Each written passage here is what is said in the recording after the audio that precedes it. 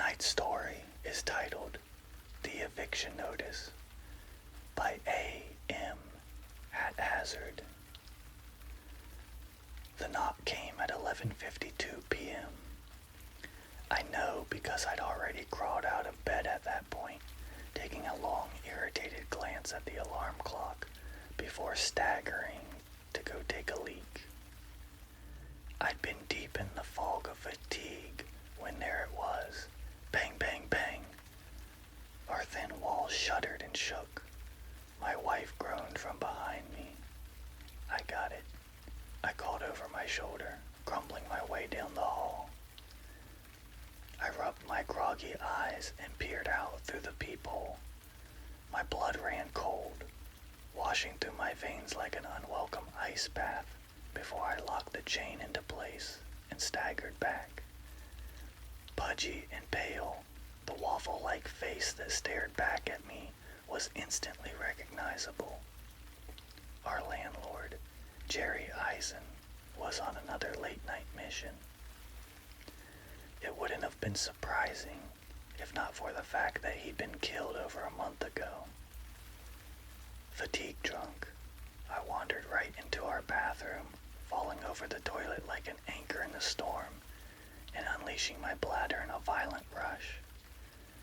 Jerry's at the door, I thought, followed immediately by Jerry's dead. How do you make sense of something so incomprehensible? You don't. I finished peeing and crawled back into bed. By the time I woke back up, it was nothing more than some vague fever dream. According to my wife, I'd always had a fiery imagination and was, I quote, an active sleeper. No harm, no foul. Just another dream that would melt into the big old bucket of weird stuff that came before it. If I brought it up, I'd just get a look of begrudgingly indulgence that my insides burn. Not worth it. Not at all. So we ate breakfast, drank our coffee, got ready for the day ahead. I'd almost forgotten until we swung the front door open, and there sat a note, clear as day, taped to the other side. Henry Baker, 7-day notice. Vacate or face repercussions. Signed at the bottom, Jerry Eisen. That's weird, my wife said, brows furrowed. Why would they be signing in his name? I thought they sold the property 3 weeks ago. They did, I muttered, flipping the note over and back again, taking in every inch of it. It was from the same off-white notepad Jerry had always kept in his front pocket, the one he whipped out to take notes of every interaction, every violation, the reason Jerry forgot nothing, missed nothing. For instance, we'd been able to sneak our cat into every other apartment we've lived in, with nobody the wiser. Within a week, Jerry had caught its nose peeking out from the curtain. Charlie's been living with my folks ever since, until our lease runs out. And they wouldn't, I continued. Speaking of the lease, the new owners had come by as soon as the sale cleared to see if we wanted to re-sign. They were a bigger company, complexes all over the city. They had their own embellished stationery with a corporate name emblazoned on the bottom. They wouldn't be using our old slumlord's name to conduct business if they could help it. And why does it only say my name? It just got weirder and weirder the longer I looked at it. My wife had already lost interest, busying herself with slathering up her toast, sipping at her still steaming mug of coffee. She glanced over at me, brows raised. It just says my name. I turned to show her, pointing near the top. We're both on the lease. Why wouldn't it say both of our names? I guess I can stay, she said with a shrug.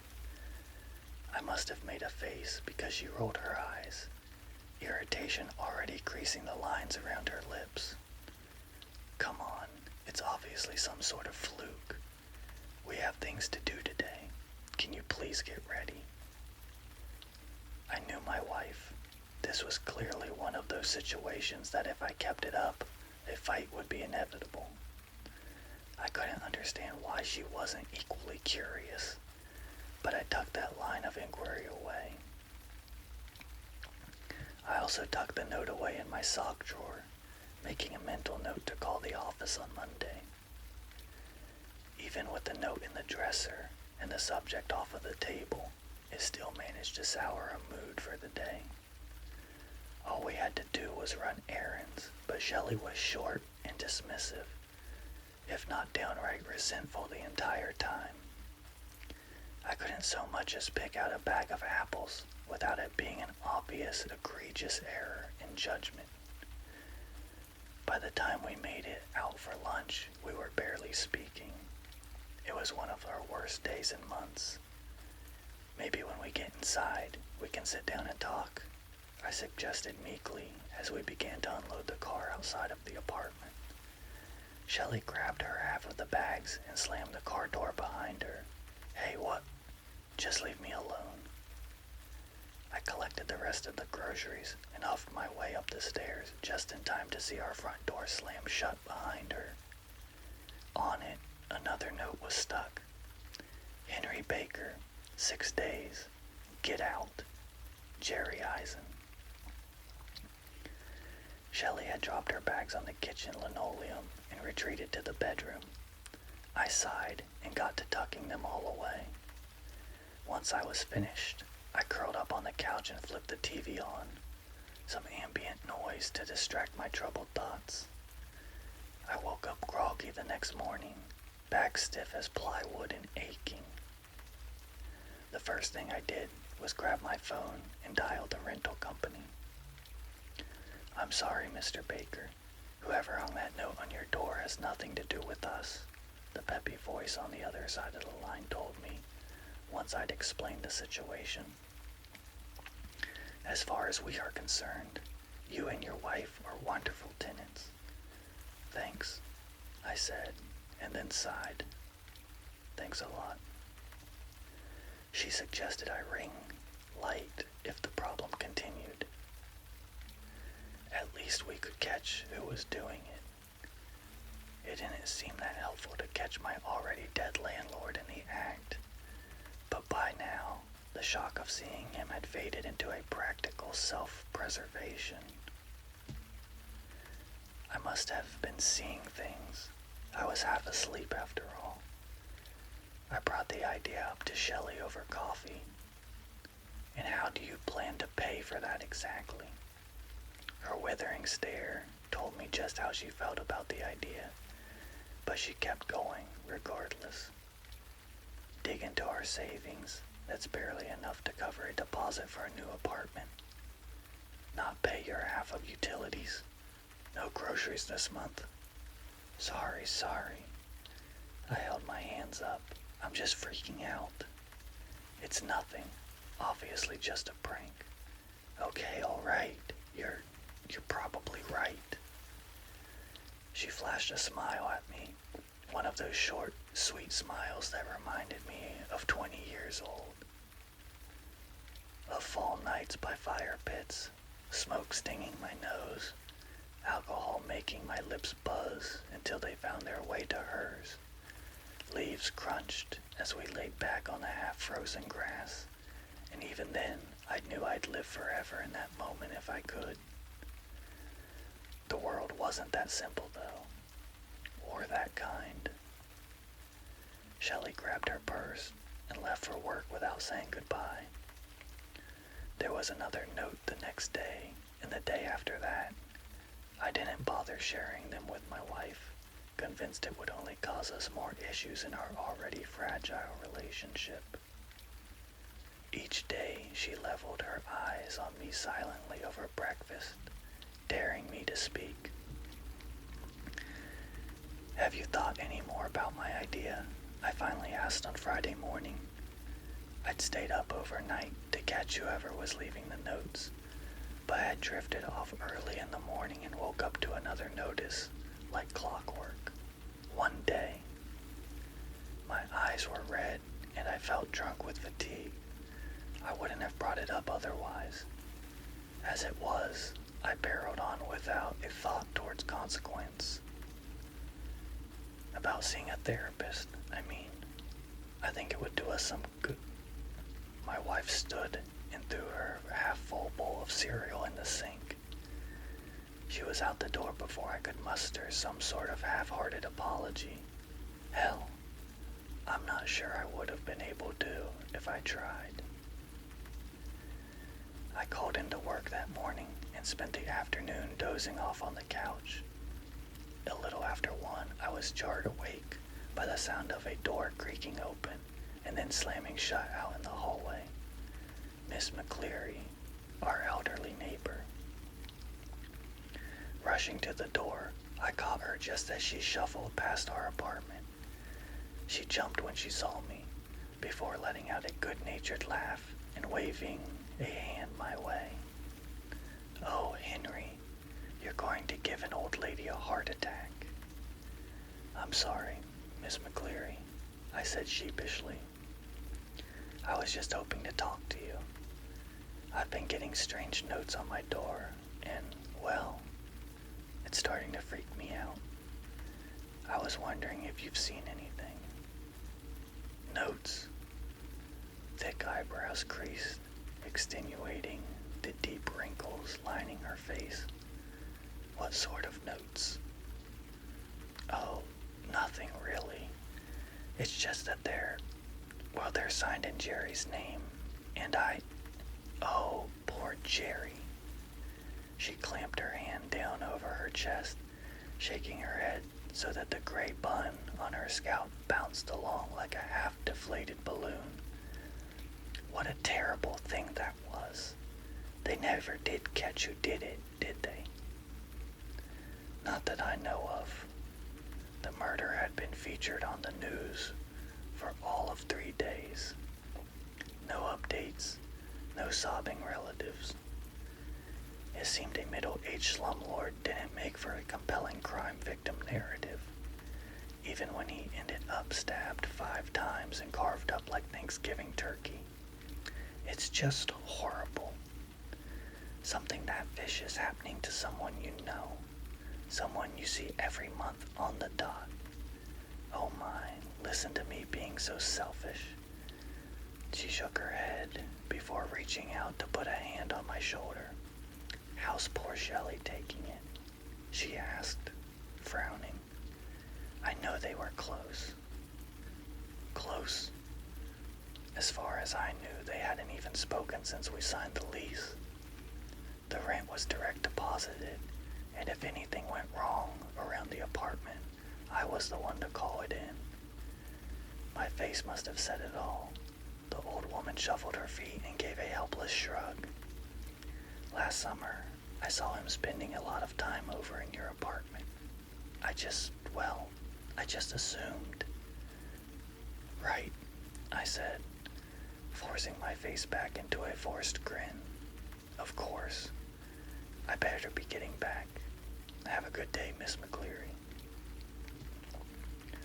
The world spun as I stumbled back to my apartment, closing the door firmly behind me. Leaning back against it, last summer. That was when it all begun, wasn't it? Shelley and I's marital issues. Not that we were ever the perfect couple or anything. We fought, we bickered, we got mean and petty. But we always came back together. Always realized that what we had was stronger than anything that might wedge itself between us. Or at least that's how it felt until last summer. Shelley was working from home for about 4 months when the pandemic kicked off. I was one of the unlucky few who had to stay in person. To be honest, I was jealous at first. She teased me about her newfound freedom. I joked back that the outside world had already forgotten about her. Eventually, she stopped laughing. It was a stressful time. Everyone was struggling. Nothing we couldn't shake off. At least that's what I thought. It wasn't until far later that I'd realized something deep in our foundation had shifted. Something I might never get back. Something having to do with Jerry visiting my wife while I was gone. A part of me snapped. A nagging suspicion that had been buried deep within me pulsed. The optimistic composure keeping it at bay finally eroding, allowing it to bubble to the surface. I knocked over the end table, kicked the edge of the couch. Shelley's coffee mug from the morning sat abandoned on the kitchen island, and I sent it flying, shattering against the wall and splattering what looked like dry blood and streaks down into the carpet. I wasn't done with my rampage. Stalking into the bedroom, I let loose on her dresser, tugging each drawer out, its contents spilling against the ugly beige carpet. Panties, socks, her seasonal clothes she'd soon be digging out. What was I expecting to find? Love letters tucked into her belongings. Jerry's lumpy face staring back at me. Who could say? All I knew was that I needed to keep moving. Once I finished with the dresser, I got to work on the closet, ripping her nice shirts and work slacks from their hangers, shaking each pair of shoes. The bathroom was equally empty, so I took comfort in pouring her $80 shampoo down the drain instead. Each barb, each prickled response from the last year poked at my skin like a needle, a tattoo of resentment embedded into my body that I just realized was now a permanent part of me. Don't be an idiot, Henry. God, could you be more careless? You think I like it when you touch me? Stumbling back into the living room, I caught sight of the clock on the microwave. 5:15. She should be home any minute. Once she saw the destruction I'd left, well, that might just be it for us. I finally caught sight of her laptop laying on the desk in the corner. Would she admit to Jerry? Doubtful. She never took responsibility for the things that she did, the way she contributed to our fights and arguments, but I needed this, needed to know. Her password was her great-grandmother's birthday. She used it for everything from her online accounts to her debit card pin. I'd always nagged her to change it, but this time I was grateful. The computer booted right up, opening to her Gmail account when I clicked open the browser. I only had to scroll for a few seconds to have my worst suspicion confirmed. Jerry Eisen. I opened the thread and started from the beginning. At first, it seemed straightforward. The AC had gone out last summer. She'd reached out to him directly while I was at work. His response was clipped, straightforward, as I would have expected. It was her reply a few days after the fact that made my blood boil. It was really nice to get to know you a little better the other day. It's been really tough being stuck around the house by myself. If you ever want to stop by again, just to chat, you're always welcome. Winky face. The messages progressed, getting more flirtatious, passionate. I don't think I've ever kissed a woman as beautiful as you before, Jerry wrote sometime last December. You have no idea how lucky I feel to be with you. What did she see in this human bag of cottage cheese? I couldn't fathom it, but each email just confirmed she was an equal participant in this little affair. She seemed just as into it as he did. Eventually they broached the topic of divorce. Divorce. The word I'd been avoiding thinking, let alone speaking for months now. My stomach twisted inside of me. It's not the right time, she told him, but it will be soon. Let's talk about it tonight, yeah. By that time she'd been back in the office. How many after-work dinner meetings did she have since she'd been back? A couple a month at least. 2 weeks weeks passed until the next email, a short clipped message sent from her. Well, are you going to do it or not? It doesn't feel right, Shelley, Jerry wrote. I love you. I just don't think I can do something like this. There has to be another way. That was sent 2 months ago, followed 2 days later by, Honey, please can we talk about this? I don't want to lose you. Then, Baby, please answer, a day later. Then nothing, for at least a week, until Shelley finally wrote back. I'm sorry, honey. You're right. I thought of another way. You don't have to worry about a thing. Can I see you tonight? I've missed you so bad. The winking emoji at the end made me gag. And then I noticed the date. September 17th, the day Jerry was killed. I slammed the laptop shut and stumbled away from it, tugging at my hair as if the pain might shock me back into reality. Nope, there was no way. Even if we didn't always sleep in bed together, I would have noticed if my wife disappeared for the night. Came back bloody. I would have noticed if she murdered someone. But something about the date was sticking in my mind. Shelley still wasn't home. Now it was an hour since she would usually arrive. No calls, no text. Had she left for good? Maybe that was for the best. Maybe it was for the best that I left too. There was an old duffel bag at the top of our closet, wrinkled and covered in a thin layer of dust. It wouldn't carry much, but enough to get me through a couple of days. I couldn't stay here, not until I figured out what was going on. I tossed it on the bed and tore through my clothes. I was just turning the corner to the bathroom when I heard it. Knock, knock, knock. 3 raps, slow and steady, coming from the front door. I glanced at my phone. Only 7:15 p.m. He was early. Just like he always started harassing us about rent 3 days before it was due. Even dead, he was a jerk. I'm leaving. The waver in my voice made me feel small, pathetic. Everything about this situation did. You hear that? I'm leaving, okay? You can have her. A beat of silence followed my declaration, and then the telltale sound of the deadbolt sliding clean. The door swung open, crashing into thin plaster and leaving a shattered, punctured wound. But all I could see was Jerry and his sunken pancake face, glassy eyes. A cheap, ill-tailored suit hung off his doughy frame, dirt stained and torn. Something black and was seeping through his white button-up, and the smell of it made me gag.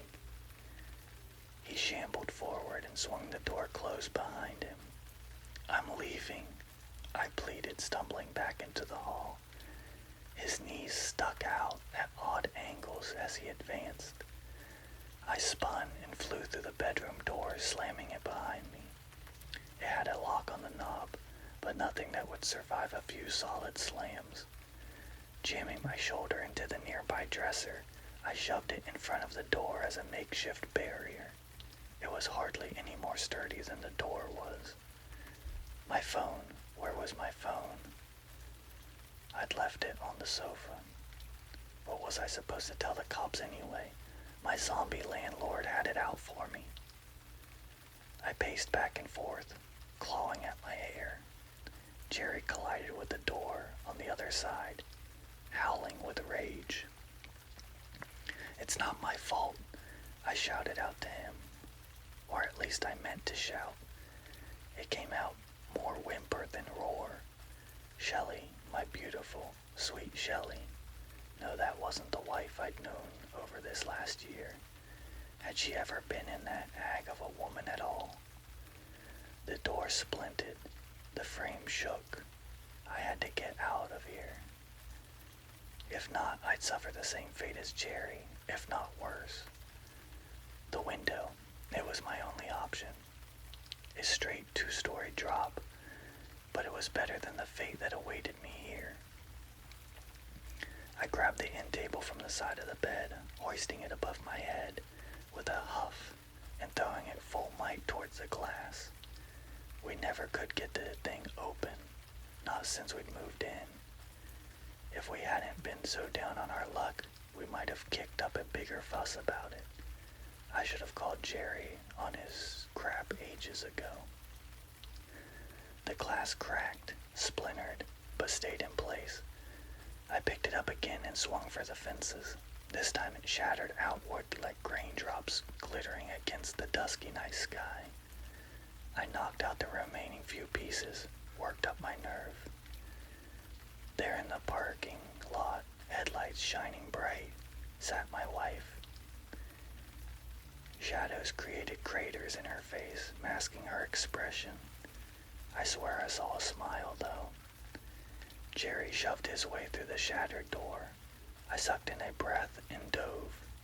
Shards of glass bit into my skin, and something in my left leg popped like a confetti cannon. Screams tore from my lips, but adrenaline pulled me upward, moved me forward. By the time I made it to my feet, Shelley's car was gone. That was a couple of days ago now, and though the immediate danger has waned, the shock and disbelief has taken root deep inside me.